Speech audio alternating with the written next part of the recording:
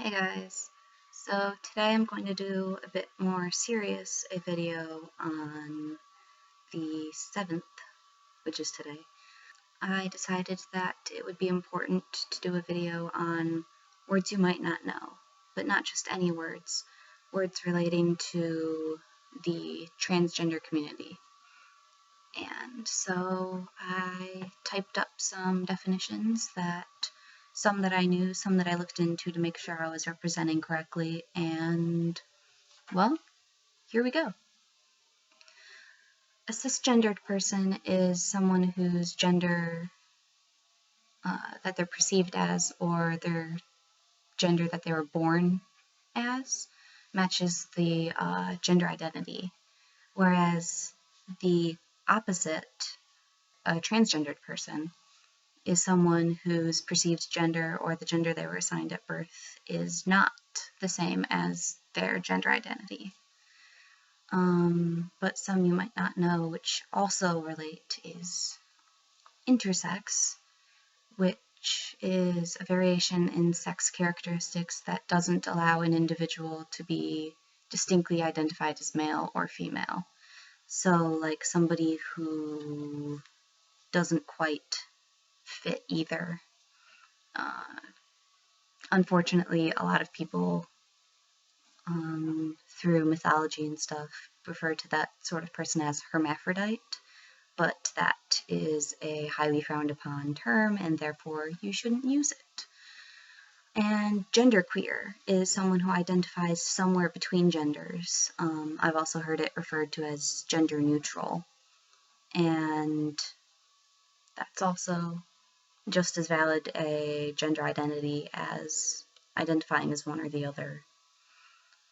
Okay, now HRT, which stands for hormone replacement therapy. It's pretty much like it sounds. It introduces hormones into the system that aren't there or are previously lacking in their presence. So in terms of transgendered people, it's just getting hormones which will help them in their characteristics of the other gender. SRS, which stands for sex reassignment surgery. Again, pretty much how it sounds. It's getting surgery to alter one's physical body to match their gender identity. Not all transgender people get this, so don't get me wrong.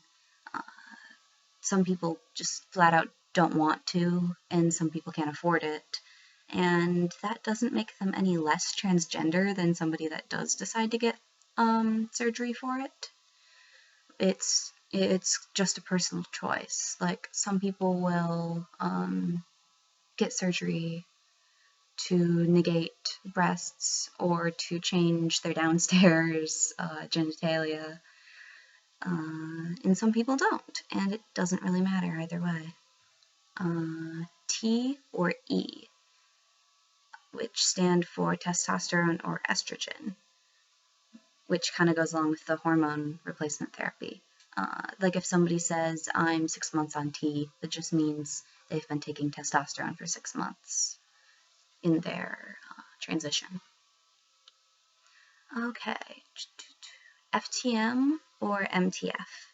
FTM stands for female to male, and some people call female to male people trans men, whereas MTF stands for male to female, and some people also refer to that as a trans woman. Now, some transgender people don't actually like to be referred to as trans. Some just prefer to be called as the gender they identify as, like myself. For you guys and for people who are curious about transitions and such, I will refer to myself as transgender, but typically I just refer to myself as male because that's how I identify, and though I may be going through a transition, it doesn't necessarily make me any less of a man. Okay, binding. Binding is when someone binds their chest to flatten and give the appearance of a flat chest.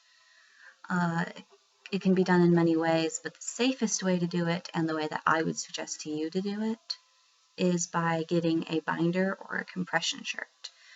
Binders typically look like a tank top or a t-shirt, but they flatten your chest and they are much safer and more tested not to do any injury, because I've had friends who have bound with bandages and actually broken ribs and bruised, and it's just not something you want to do.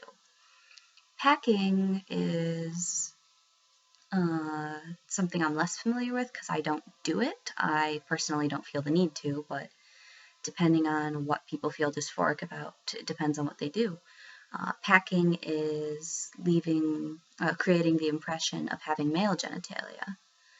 Packers are sold just like binders, and what I've seen are like packing shorts, which has the packer, and also like slim shorts, so it kind of just goes under your boxers or briefs or whatever you wear, and it gives that impression.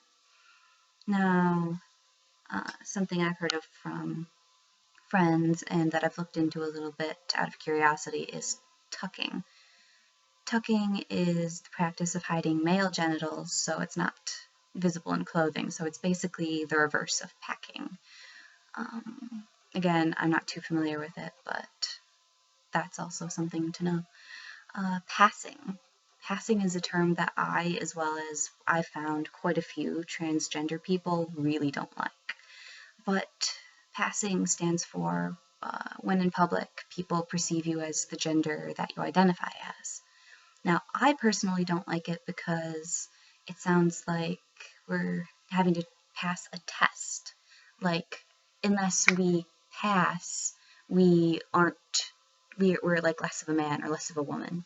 And I feel like we shouldn't have to prove ourselves. It's not that we're deceiving other people, it's simply that we are exactly how we are, and that's okay. Now, real quick, I'm going to say some things not to use when talking to someone who's a transgender person. Transvestite or tranny. I don't even feel like that needs describing. Very bad. A faker, or saying that they're fooling people, or saying that they're doing it to get attention. It seems ridiculous because you go through so many things, like getting teased and made fun of for being transgender, that it would just be ridiculous. Again, pretending or masquerading as a man or a woman. It's not that we're pretending, it's just that we're trying to show people who we are and how we identify. She-male or he-she or it? No. And then gender bender or cross-dresser.